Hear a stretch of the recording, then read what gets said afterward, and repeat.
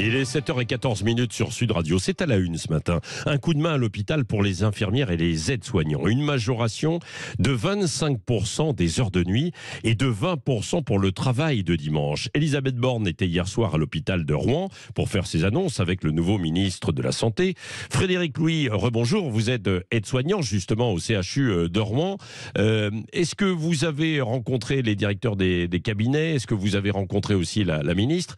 Et est-ce que vous avez l'impression d'avoir été entendu hier? Oui, alors effectivement, la rencontre avec les organisations syndicales n'était pas forcément prévue des deux cabinets ministériels. Donc nous avons émis le souhait de rencontrer évidemment la Première ministre et le ministre de tutelle de la Santé.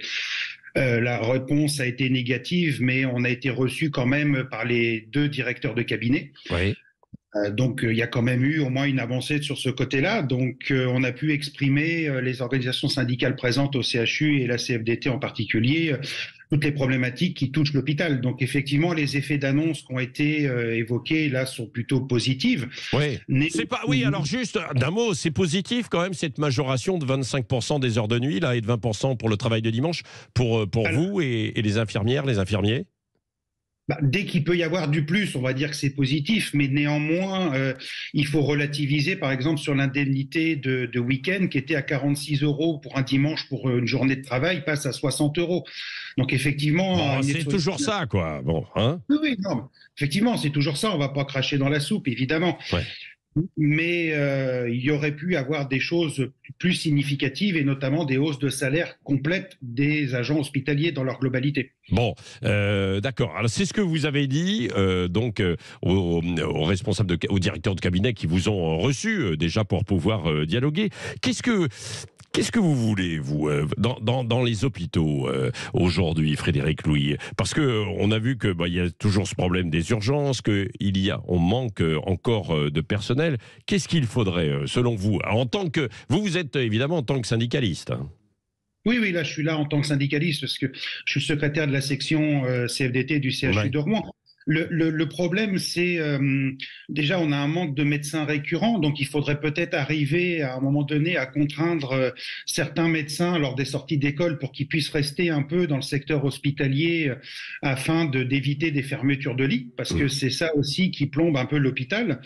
Ce qui a été évoqué aussi hier, c'est les déficits structurels des hôpitaux, parce que les augmentations de salaire, c'est très bien, au contraire, hein, on est tout à fait pour. Mais sauf que, est-ce que l'État va financer les hôpitaux à la hauteur des augmentations de salaire? C'est pas évident. Oui. Et on a toujours les grosses difficultés de recrutement. Donc, d'augmenter le personnel, de mieux les rémunérer, c'est très bien, mais il faut aussi revoir, c'est la qualité de vie au travail. Et là, aujourd'hui, ça pêche toujours. Donc, on a toujours des grosses difficultés en recrutement. Pourquoi la qualité de vie au travail dans les hôpitaux quand on est aide-soignant ou infirmière? Qu'est-ce qui ne va pas? Tout simplement parce que depuis des années, il y a eu des fermetures de lits qui ont été faites à l'hôpital, donc ça fait depuis ces 30 dernières années. Donc du coup, il faut soigner de plus en plus de patients avec de moins en moins de personnel. Ouais. Donc du coup, les ratios, ils ont augmenté ou diminué, ça dépend dans quel sens vous le prenez. Du coup, une infirmière, au lieu d'avoir 10 patients, maintenant, elle en a 20, avec des patients de plus en plus lourds. Oui. Je lisais que l'année dernière ou ces dernières années, un agent de la fonction publique hospitalière, il perçoit en moyenne 2 463 € net par mois. Hein, c'est ça, en équivalent temps plein. Alors c'est pas la grosse majorité. Ça, c'est toujours difficile à gérer. C'est les moyennes. Oui, c'est les moyennes. Donc il y a aussi dans les hauts grades et dans les hauts fonctionnaires qui plombent aussi tous ces chiffres.